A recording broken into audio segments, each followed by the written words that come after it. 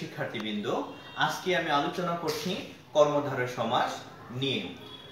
উপমান এবং উপমিত কর্মধারয় সমাসের বৈশিষ্ট্য এবং পার্থক্যগুলো আলোচনা করছি। উপমান কর্মধারয় সমাসের বৈশিষ্ট্য আছে সাধারণ গুণের উল্লেখ থাকে, কিন্তু উপমিত কর্মধারয় সমাসে সাধারণ গুণের উল্লেখ থাকে না, গুণকে কল্পনা করে নিতে হয়। 2 নাম্বার, উপমান কর্মধারয় সমাসে একটি পদ বিশেষ্য হয়, অন্যটি বিশেষণ হয়, কিন্তু উপমিত কর্মধারয় সমাসে দুটি পদই বিশেষ্য হয়ে থাকে।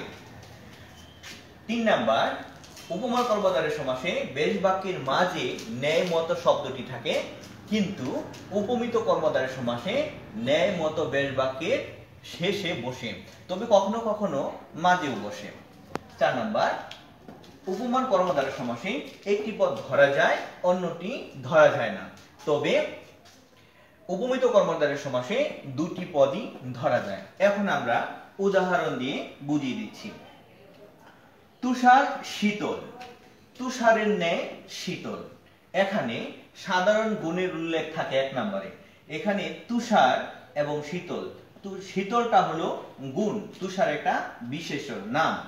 এই সাধারণ গুণের উল্লেখ আছে দুগ্ধ দবল, দবলটা কি সাদা, দুগ্ধ মানে দুধ, তাহলে সাদাটা হলো গুণ, রক্ত নাম, আর লালটা হলো রক্তের গুণ।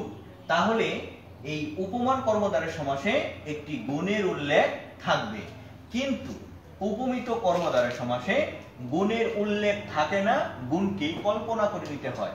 যেমন বাহু লতা, বাহু লতার ন্যায়, বাহু লতার ন্যায়, লতার ন্যায় কিরকম, বাহুটা কেমন, লতা যেরকম চিকন ওই রকম, আমরা গুণটা এখানে বলছে না, লতার মতো চিকন চাকন বাহু, এটাই বোঝাতে হচ্ছে। তাহলে বাহু লতার ন্যায়, লতার ন্যায় কিরকম, বাহু লতার যেরকম চিকন ওই গুণটা এখানে বোঝাচ্ছে। তাহলে গুণটাকে কল্পনা করে নিতে হচ্ছে। পুরুষ সিংহ, পুরুষ সিংহের ন্যায়, পুরুষ সিংহের ন্যায় কেমন, পুরুষ সিংহের ন্যায় তেজি, ওই তেজি গুণটা এখানে উল্লেখ নাই, গুণটাকে কি করে নিচ্ছে, কল্পনা করে নিতে হচ্ছে। মুখ চন্দ্র, মুখ চন্দ্রের ন্যায়, চন্দ্রের ন্যায় কিরকম, চন্দ্র যেরকম সুন্দর উজ্জ্বল তেমনি, তাহলে মুখ চন্দ্রের ন্যায় উজ্জ্বল, মুখ চন্দ্রের ন্যায় সুন্দর, সুন্দর গুণটা উল্লেখ নাই, গুণকে কল্পনা করে নিতে হচ্ছে। তাহলে 1 নাম্বার, উপমানে সাধারণ গুণের উল্লেখ থাকে, কিন্তু উপমিতে সাধারণ গুণের উল্লেখ থাকে না, গুণকে কল্পনা করে নিতে হয়। এইখানে বলছে দুটি পদই ধরা যায় 2 নম্বরে। যেমন বাহু, বাহুর অস্তিত্ব আছে, এটাকে ধরা যায়। লতা, ওই লতার অস্তিত্ব আছে, লতাকেও ধরা যায়, তাহলে দুটি পদই ধরা যাচ্ছে। পুরুষ অস্তিত্ব আছে, পুরুষকে ধরা যাবে। সিংহ, সিংহের অস্তিত্ব আছে, সিংহকে ধরা যাবে, তাহলে দুটি পদকে আমরা কি করতে পারছি, ধরতে পারছি। মুখ, মুখের অস্তিত্ব আছে, আমাদের মুখ, মুখটাকে আমরা ধরতে পারবো। চন্দ্র, চন্দ্রের অস্তিত্ব আছে, চন্দ্রটাকেও ধরা যাবে, তাহলে দুটি পদকে ধরা যাবে।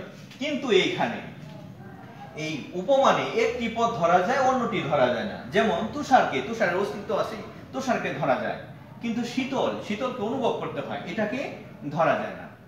দুগ্ধ, আমরা যেটা দুধ খাই, এই দুধকে ধরা যাবে, কিন্তু দবল মানে সাদা, সাদাটাকে আমরা কি করতে পারবো না, ধরতে পারবো না।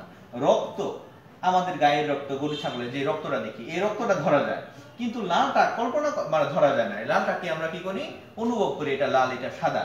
তাহলে উপমানে একটা পদ ধরা যাবে, আরেকটা ধরা যায় না, কিন্তু এইটাতে উপমিতে দুটি পদ কি করা যাচ্ছে, ধরা যাচ্ছে। আচ্ছা, 3 নম্বরে আছে কি, বেশ বাক্যের মাঝে ন্যায় মতো বসে, কিন্তু এই উপমিতে ন্যায় মতো বেশ বাক্যের শেষে বসে। কেমন, এই যে বাহু লতা, বাহু লতার ন্যায়, ন্যায় শব্দটা শেষে আছে, কিন্তু এখানে দেখি তুষার শীতল, তুষারের ন্যায় শীতল, ন্যায় শব্দটা এই মাঝখানে আছে, এখানে পূর্বপদ, এখানে পরপদ, মাঝখানে আছে ন্যায়, কিন্তু বাহু লতার ন্যায়, ন্যায় শব্দটা আছে শেষে। পুরুষ সিংহের ন্যায়, সিংহ ন্যায় শব্দটা আছে শেষে। মুখ চন্দ্রের ন্যায়, ন্যায় শব্দটা আছে শেষে। এখানে আমরা সবকিছু দেখতে পাচ্ছি। রক্তের ন্যায় লাল, এই ন্যায় শব্দটা আছে মাঝখানে। দুগ্ধের ন্যায় দবল, দবল শব্দটা আছে মাঝখানে। 4 নাম্বার, আমরা এখানে বৈশিষ্ট্য রয়েছে, একটি পদ বিশেষ্য হয়, অন্যটি বিশেষণ হয়, আর উপমিতে দুটি পদই কি হয়, দুটি পদই বিশেষ্য হয়ে থাকে। যেমন তুষার, এটা বিশেষ্য, তুষার নাম, শীতলটা কি? এই তুষারের গুণ, বিশেষণ। তাহলে এটা বিশেষ্য, শীতলটা বিশেষণ। দুগ্ধ, দুগ্ধ নাম, আর ডবলটা কি? এটা বিশেষণ। রক্ত, লাল, তাই না? রক্তটা হলো বিশেষ্য আর লালটা হলো বিশেষণ। কিন্তু এইখানে আমরা দেখতে পাচ্ছি দুটি পদই কি হয়? বিশেষ্য হয়। বাহুটাও বিশেষ্য, আমাদের অঙ্গের নাম। লতাটাও একটা কি? আমরা জানি এটা বস্তুর নাম। পুরুষ এটা নাম, সিংহ একটা নাম, মুখ একটা নাম, চন্দ্র একটা নাম বা বিশেষ্য। তাহলে পুরুষ বিশেষ্য, সিংহ, মুখ, চন্দ্র দুটাই বিশেষ্য। তাহলে দুটি পদই কি থাকে? উপমিতে দুটি পদই বিশেষ্য থাকে, আর উপমানে একটি পদ বিশেষ্য, অন্যটি হয় বিশেষণ। সুপ্রিয় শিক্ষার্থীবৃন্দ, আমরা যদি এভাবে প্র্যাকটিস করি উদাহরণগুলো, তাহলে সহজেই আমরা উপমান এবং উপমিত কর্মধারয় সমাসের সম্পর্কে ভালোভাবে বুঝতে পারবো। ধন্যবাদ সবাইকে।